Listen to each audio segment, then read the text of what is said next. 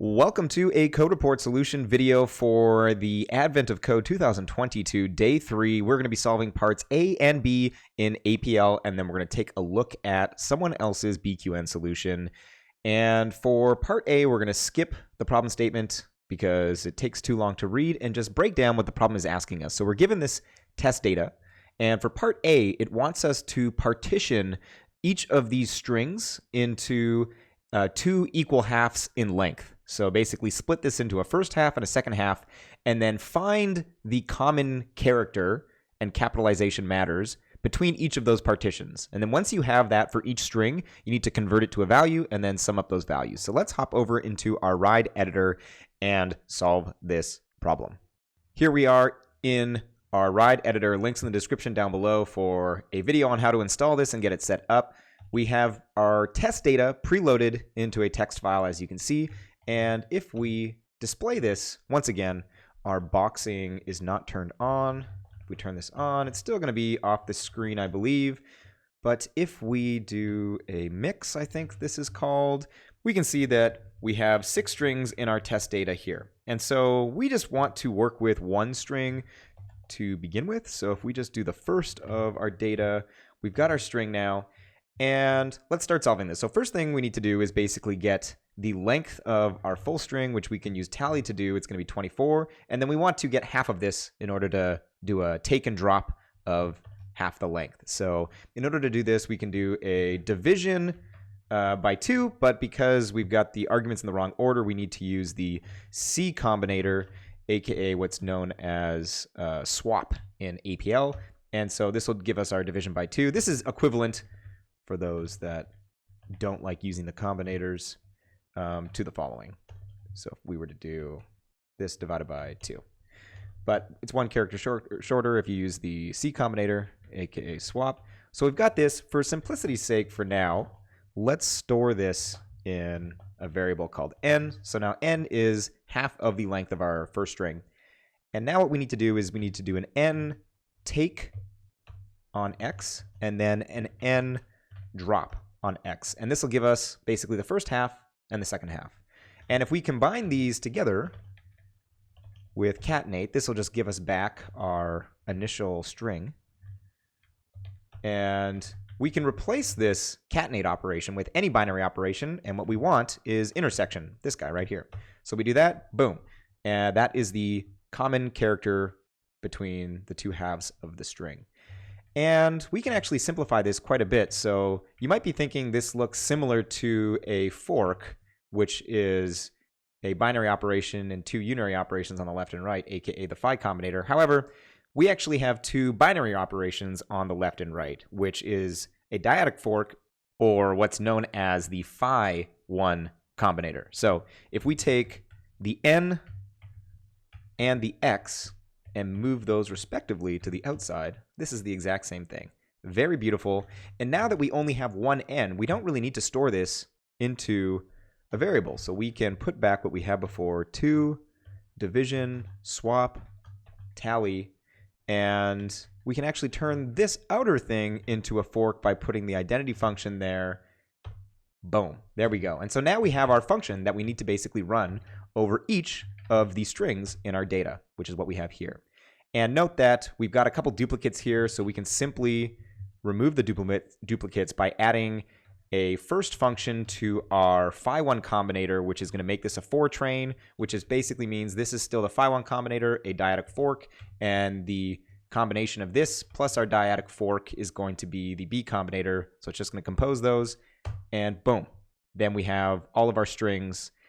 And we're very close to solving this problem now. So the only other thing we need to do is basically convert these into values and add them up. So the way you convert these into values, if you read the whole problem, is you need to build up a string of capital letters preceded by lowercase letters.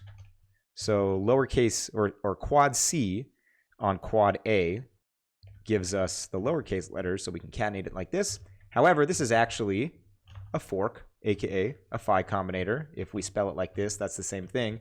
So we can once again factor out our quad A and put that out here. Boom. And we'll call this alpha.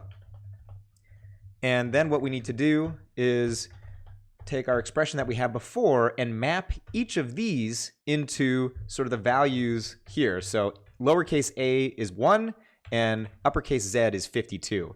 And conveniently in APL, we have a function called dyadic iota, which if we put alpha on the left is basically going to map each of our characters to a value.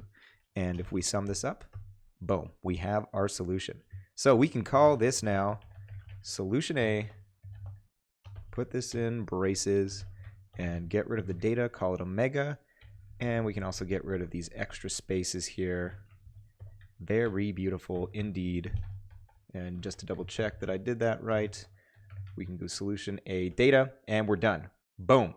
Fantastic. All right, moving on to part B of this problem. It's very similar, but instead of taking each one of our strings and dividing it into halves, we want to take, if we show all of our test data, we want to take 3 strings at a time and then find the intersection between each of these strings. So that's going to basically consist of, instead of dividing each of our strings in half, grouping them by 3. So before we start trying to group our strings by 3, let's just group 6 numbers by 3. And so the easiest way that I can think to do this, or the nicest way, is to use a glyph called partitioned enclose, which, given a mask of 1s and 0s, starts a new sublist at every 1. So we've got 1 at index 1 and 4. So this is going to basically turn our iota sequence of 1 to 6 into 2 sort of sublists of 1 to 3 and 4 to 6. And we can actually make this a bit shorter by deleting one of these and doing a 6 reshape on our 1 0 0 sequence. And basically whenever you reshape and you don't have enough values, it'll just cycle the values. So this is the exact same thing. And so using this, let's do that with our strings in our data here. So if we go data and, oh, don't know what's going on here. Press the wrong button. No, I do not want to do that. And so what we want is we want the length of our data, which is 6. And then we want to create our mask. So we're going to go reshape, but we need the data on the left. So once again, we can use our C combinator, aka swap. And then if we go 1 0 0, we should get our sequence that we need. And then from here, we want to do our partitioned enclose. But once again, the mask is on the right. So we need to do a swap again. And we can go data. And that should give us, if we do a mix, sort of hard to tell, but we have grouped things by 3. If I zoom out a tiny bit, you can kind of see that. All right, so we've done that correctly. Let us replace our datas with omegas and put data on the outside. Having some technical difficulties typing here, missing a tally. So we're good to go now. And now what we want to do is an intersection reduction on each of the groups of 3 strings in our data. So if we do that, we get that. Absolutely beautiful. We've got an extra layer of nesting, which we don't need, so we can get rid of that. Then we need to map first over each of these to remove the duplicates. And there we go. We've got our unique characters here. So at this point, we can just do the exact same trick that we did, our alpha dyadic iota, get the values, and then sum these up, and we are good to go. Look at that, solution B,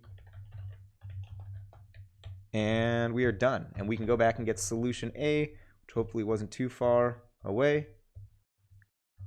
Solution A, solution B, pretty beautiful if you ask me. And yeah, what's really beautiful here is we've just got so much combinator magic happening. We've got the phi 1 combinator, the B combinator, the phi combinator. This here itself is also a phi combinator, kind of a special case where one of the tines is a scalar. But yeah, and we've got also the C combinator, combinators galore, APL. It's absolutely gorgeous. Now let's quickly hop over to my GitHub repo so we can take a look at a BQN solution. So here we are at my GitHub repository that holds all my personal solutions and links to the videos that I've been posting. But obviously, if you're watching this, you're probably a subscriber, so you're seeing it. And at the bottom here, I've added some links to people that in the past have solved Advent of Codes in APL and BQN, and also people that are currently doing it for Advent of Code 2022. So I am not going to solve this problem in BQN because it doesn't particularly make me happy due to the fact that BQN does not have an intersection glyph. But if we take a look at Dzaima's BQN solution, who is a prolific array language programmer, we can see their solution. If I zoom in here, unfortunately, GitHub does not recognize BQN as an official language yet, but I'm sure that'll change at some point in the future. So a couple things to highlight about this. I don't fully understand it, but one thing you'll note is that there's no quad A and quad C. In order to get your basically sequence of lowercase letters A to Z and uppercase, you have to do something slightly different by encoding 26, which is not that big of a deal. It's just a notable difference. Something really nice about the BQN solution is that where we had to partition our string into two halves by basically doing a take and a drop on half of the length, in BQN, they basically have a chunking facility where if you specify one of the values of a shape that you want, aka 2, it'll reverse engineer what the other thing needs to be here, which in our case was 12 for the first string. So super nice thing that BQN has that APL doesn't. But like I said, BQN does not have an intersection, so you can't do an intersection reduction. But you can see here that we're making use of, I believe this is membership with slash for filtering, and then one of the tags for identity, and then here is our reduction. So this is the equivalent of our intersection reduction, which we only used for the second solution, solution B, but you can use for both, which I believe Dzaima has done here. So if you want to take a look at some other BQN or APL solutions, feel free to check out the GitHub repo, link in the description down below. And that's it for this video. So hope you enjoyed, hope you learned something, and have a great day.